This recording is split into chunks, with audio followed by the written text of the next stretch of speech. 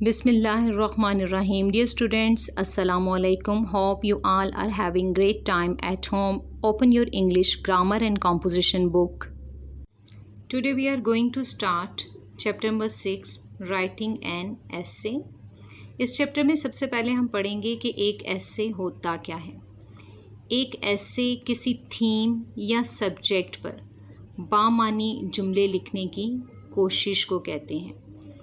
मज़मून जो आप लिखते हैं इससे आपकी वोकैबलरी की रेंज, आपकी वोकैबलरी का सिंपल और इडियोमैटिक सेंटेंसेस में दुरुस्त इस्तेमाल और उस सब्जेक्ट के बारे में आपके नॉलेज का पता चलता है।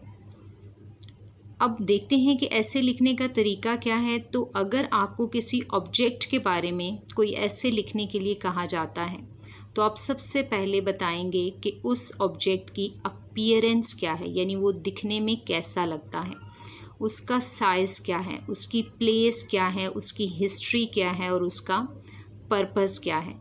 लेकिन अगर आपको किसी इंसिडेंट यानी किसी वाक़े के बारे में, किसी एक्सीडेंट यानी हादसे के बारे में, या किसी जर्नी यानी सफ़र के बारे में, या किसी फेयर यानी मेले के बारे में, या विज़िट, किसी भी चीज़ की विज़िट हो सकती है, विज़िट टू हिस्टोरिकल प्लेस हो सकता है, विज़िट टू म्यूज़ियम हो सकता है।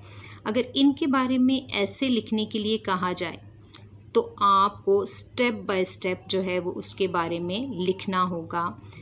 जैसे कि अगर एक्सीडेंट है तो आप बताएंगे कि एक्सीडेंट कब हुआ, कहाँ हुआ, वहाँ पे आपने क्या क्या चीज़ें देखी और फिर उसकी वजूहात क्या थी, और मज़ीद ये कि उसके इफ़ेक्ट्स से बचने के लिए क्या क्या इक़दामात किए गए।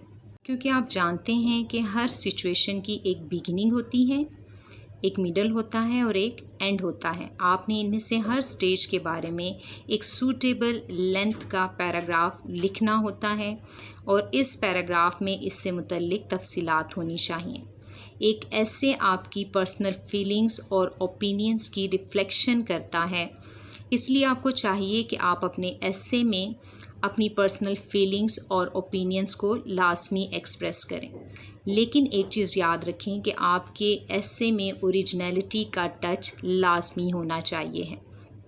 और सबसे अहम बात जो आपने याद रखनी है वो ये है कि आपने अपने एसे में कोट्स का इस्तेमाल लाजमी करना है, क्योंकि कोट्स का इस्तेमाल आपके एसे की खूबसूरती को बढ़ा देता है और इस तरह आपके एसे की मार्किंग में एक अच्छा असर पड़ता है।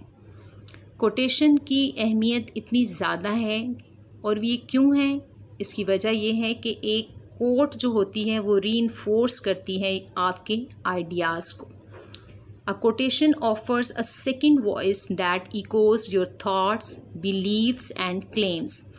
एक कोटेशन या कोट के ज़रिए आप अपनी थॉट्स को, अपने बिलीव्स को, अपने क्लेम्स को ज़्यादा अच्छे अंदाज से बयान कर सकते हैं। अकॉर्डिंग टू बोर्ड पैटर्न आपको 3 टॉपिक दिए जाते हैं ऐसे लिखने के लिए और आपने इन 3 टॉपिक्स में से किसी एक टॉपिक के बारे में ऐसे लिखना होता है और ये क्वेश्चन आपका 15 मार्क्स का होता है।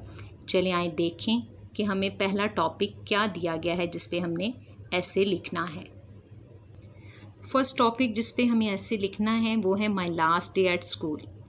अभी आपने स्कूल में अपना लास्ट डे एक्सपीरियंस नहीं किया है, लेकिन आपने अपनी से सीनियर क्लास का लास्ट डे ज़रूर स्कूल में देखा होगा। आपने उसमें ऑब्ज़र्व किया होगा कि उनकी प्रिपरेशन इस दिन के लिए क्या थी, आया वो हैप्पी थे या सैड थे, और ये कि उन्होंने अपना सारा दिन स्कूल में किस तरह से गुजारा और उनको एंटरटेन करने के लिए जूनियर क्लास ने क्या क्या इक़दामात किए हुए थे। ये सारी चीज़ें आपको my last day at school पर मज़मून लिखने के लिए बहुत मदद देंगी। अच्छा, एक चीज़ देखिएगा, ये कोटेशंस जो मैंने ऐड की हुई हैं आपने साथ साथ अपनी बुक के ऊपर लिखते जाना है। फर्स्ट कोट जो मैंने लिखी है, I cried on my first day at school. मैं स्कूल में अपने पहले दिन पर रोया। I cried on my last day at school. मैं स्कूल में अपने आखिरी दिन पर रोया। 2 सिचुएशंस, 2 सूरत हाल, 2 रीज़न्स, 2 वजूहात, 1 इमोशन, 1 इमोशन। फर्स्ट पैराग्राफ देखिए, the first and the last day at school are of unique significance for students. School में पहला और आखिरी दिन तालिब इल्मों के लिए मुनफरिद अहमियत का हामिल है।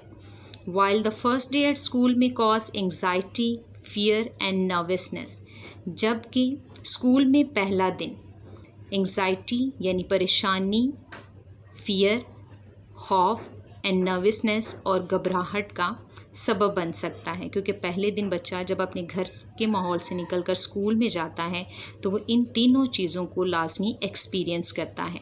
The last day is surely a day of hope, confidence and preparedness, जबकि जो आखिरी दिन है वो यकीनी तौर पर होप का, कॉन्फिडेंस का और प्रीपेयर्डनेस का दिन होता है।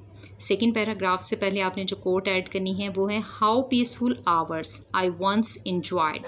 इसके आगे एक्सक्लेमेशन मार्क लगाना है। How sweet their memory still, इसके आगे भी एक्सक्लेमेशन मार्क। सेकेंड पैराग्राफ देखिए, my last day at school is still fresh in my memory. School में मेरा आखिरी दिन अभी तक मेरी याददाश्त में ताज़ा है। आई फेल्ट मच रिलैक्सड, मैंने बड़ा आराम महसूस किया, because there was no teaching work that day, क्योंकि उस दिन पढ़ाई का कोई काम ना था। माई हैवी सचल, मेरा भारी बस्ता। सचल एक ऐसा बैग होता है जिसको शोल्डर पर एक लॉन्ग स्ट्रेप के ज़रिए पहना जाता है और एक फ्लैप की मदद से बंद किया जाता है, यानी बस्ता। Was of my back at last, आखिरकार मेरी कमर से दूर था, यानी उस दिन चूँकि टीचिंग वर्क था नहीं लिहाजा बस्ते की ज़रूरत नहीं थी। It was a big relief, ये बड़ा आराम था। आई टुक द बस क्वाइट लायरली, मैंने बड़े फरागत के साथ बस ली। And got off at the school bus stop, और स्कूल के बस स्टॉप पर उतरा। I made my way through small groups of school fellows, मैंने स्कूल फेलोज़ के छोटे ग्रोहों में से अपना रास्ता बनाया।